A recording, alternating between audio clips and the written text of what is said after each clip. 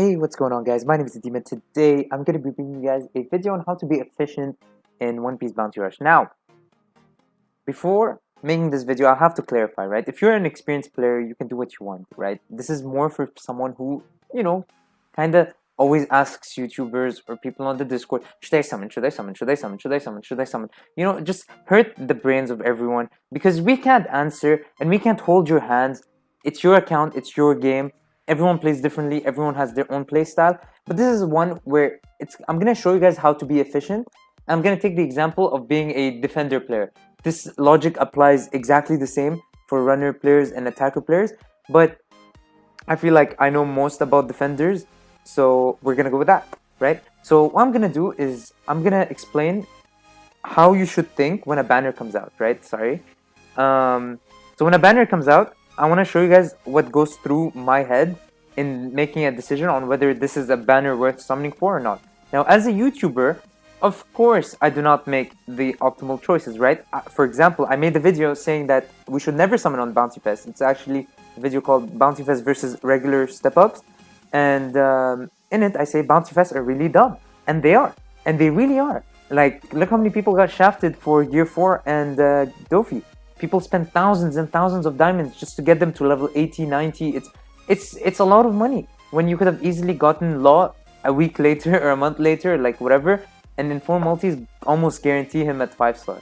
So yeah, I'm gonna go through my process on how I would think as a player that wants to be a defender player, right? So what am I gonna do? I'm gonna go through my playlist because I summoned on every new banner where a new character came out, and I'm gonna go through every single one of them and say, hey, I'm a defender player, should I summon or should I not summon, right? And let's go through it, right? It's gonna be a more casual discussion. You guys can enjoy the ride, and yeah, we'll do that.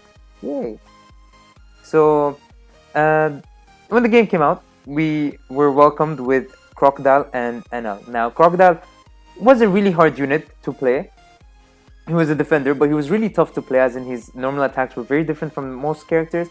And honestly, as a general rule of thumb, you don't ever want to play as you don't want to summon on the first banner of a game, right? It's usually known that you just wait a bit and you're gonna get something good. So honestly, I would have skipped this banner simply because, like, there's no reason to, right? Just wait a bit and you're gonna get a better banner. That's how games and how these games work, right? Plus, you have a Shanks. You start off with Shanks and you enjoy Shanks for a while, so that's cool. That's a ticket scout. If you're a defender main, you could have tried to summon for Smoker. It would have been a good idea because you had Shanks, and you'll be bad against blue, so you would get Smoker as a green defender. But honestly, the chances are not that high. It's 50%, so it's like whatever. And plus there were not many blues. Actually, there were no blues basically, so you didn't need to summon for Smoker, and he wasn't that great anyways, so you don't summon on that ticket. Then Whitebeard and Ace come out. Now this is probably the hardest choice you'll have to make, because back then unless you started from the old Bounty Rush, you didn't have many, you didn't have that many gems. But luckily Whitebeard's really fucking good, and step ups for Bounty Fest were really worth. So here you have an interesting choice, right? You have Shanks, you really want Whitebeard. If you really like Whitebeard as a character, you would summon. If you don't care for Whitebeard, I'd say skip, because Shanks was good enough, even though Whitebeard is way better than Shanks. We knew that Shanks were gonna eventually get him to 6-star, and we didn't know how good that would be. So honestly, to be safe, if you want to be more safe, you would skip. But if you summon, this wouldn't have been a bad idea. At least 5 multis here, very doable. Then we get Luffy Vivi. Luffy's the defender. You would skip this banner very easily because you have Shanks, and if you summon for Whitebeard, you're not going to summon for Luffy. And he had nothing that special to offer. Like, he's still better than Shanks, but I mean, Shanks has his utility, but he's still better than Shanks. So honestly, you would still skip because you just have a red defender already. Ideally, you want a green defender to back up Shanks, and if you don't, you want Shanks to be your backup, which is why Akainu and Aokiji would have been a decent banner to summon on as well, because Aokiji is a blue defender. You could main him, and in the back put a Shanks. So this is definitely a definite yes banner, because Akainu, you never know if you're gonna play as an attacker. If you pull Akainu, it's not that bad. But I'd recommend easily doing the 5 multis here. You could do 10, but unless you spend money, doing 5 is more reasonable. So I would have done the 5 steps here and gotten at least, hopefully, Aokiji If not, whatever, you know, you tried and you moved on, right? Then you get Robin Bon Clay, no defenders here, but in general a bad banner. Then we get Moria and Boa.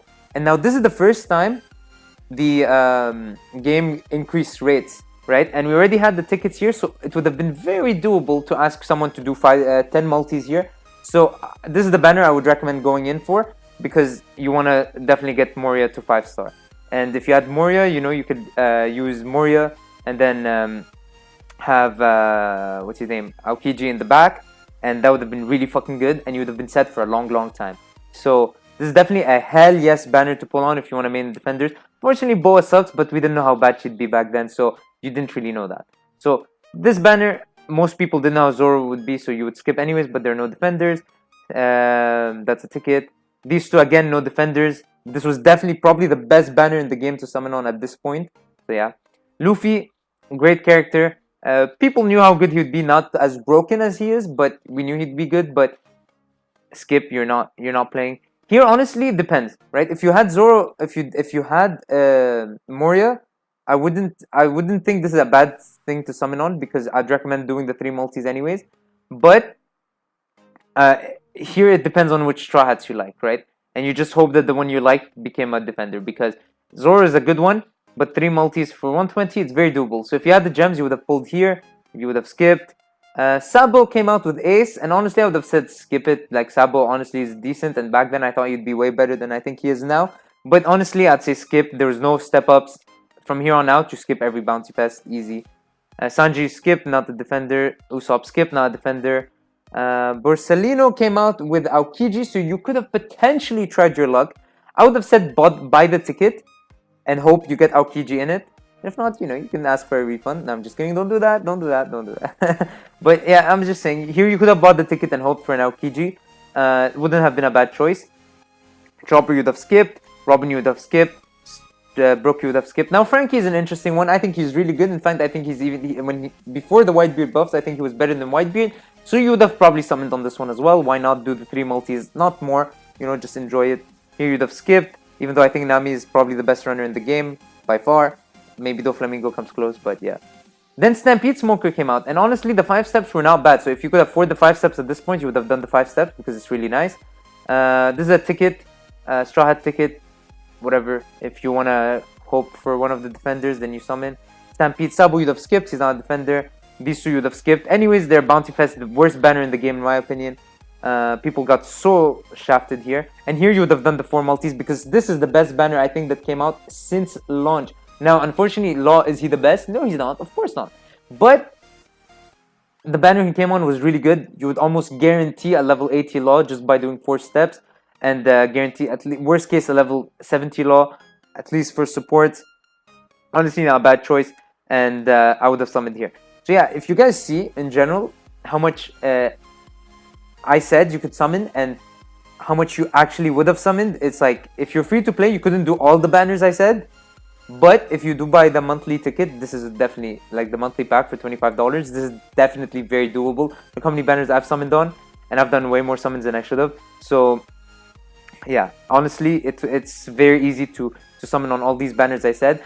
And you have to be really wise with how you spend your gems. If you're free to play, you're gonna have to be wiser, right? If you don't like Zoro, you don't summon for Zoro. If you don't just summon to summon.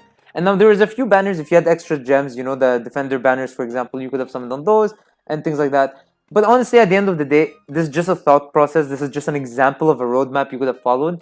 And I just wanted to make this video because I'm really tired. Really tired, guys, of people asking me, should I summon on this? Should I summon on this? Should I summon? Like I fucking know. I don't know. I can't help you. It's your account. If you like the character, summon. Right?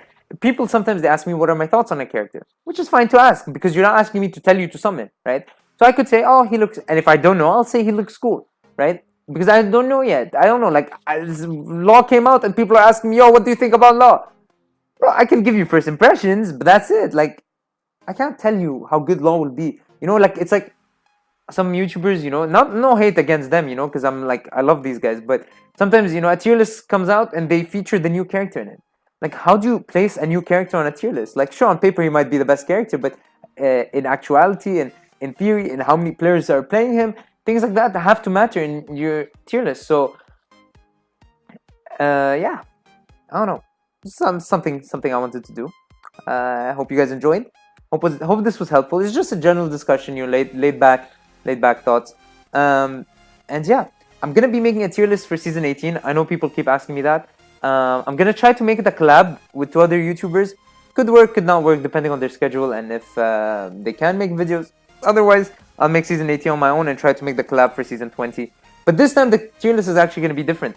I'm gonna separate each role. I'm gonna make it in one video this time, but like I'll put the timestamp for each role. But yeah, anyways, you guys don't care about that. This was a fun video to make, I think. Hope you guys enjoyed, and peace.